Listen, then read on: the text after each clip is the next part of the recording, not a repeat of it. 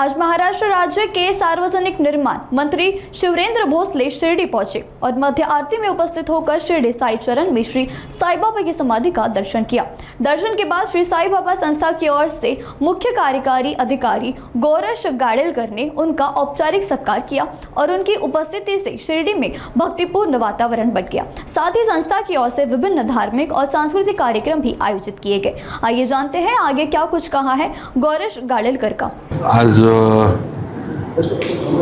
शिर्डी येथे साई बाबांच्या दर्शनासाठी इथं आलो आणि मी नेहमीच येतो आणि नेहमीच दर्शनाचा लाभ घेत असतो।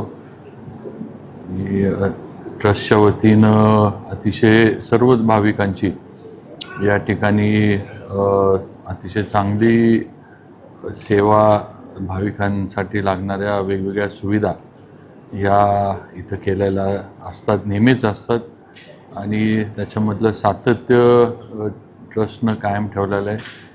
ट्रस्टचे मान्य CEO साहेब, त्यांचे सर्व सहकारी हे येणाऱ्या सर्व भाविकांचं अतिशय बारकाईनं लक्ष देऊन त्यांना कुठली अडचण होणार नाही, कुठल्याही समस्येला तोंड द्यायला लागणार नाही, ह्याचं लक्ष ट्रस्टच्या माध्यमातून ठेवलं जात असतं आणि अतिशय चांगलं यावर्षी येणाऱ्या भाविकांना आता जे मला कळालं आहे की रामनवमीच्या ह्यानं ज्या पालख्या येतात तर त्यांना एक कीर्तनाची इथं सोय करण्यात आली होती आणि एवढ्या उन्हाळ्यात पायी हे सर्व भाविक पालख्या घेऊन चालत येत असतात, तर त्यांच्यासाठी इथून सुद्धा बरंच दूरपर्यंत पाण्याची सोयसुद्धा ट्रस्टच्या वतीनं ठेवण्यात आली होती।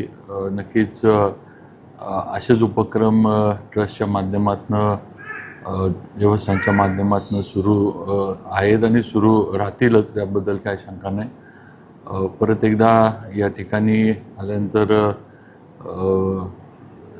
साईबाबांचा आशीर्वाद हा घेऊन माझ्या पुढच्या सर्व माझी कामं किंवा ज्या माझ्यावर जबाबदाऱ्या आहेत त्या पूर्ण करण्यासाठी नक्कीच हा आशीर्वाद फार महत्त्वाचा आणि मोलाचा मला असतो आणि तो आज घेऊन इथून मी पुढे निघत आहे।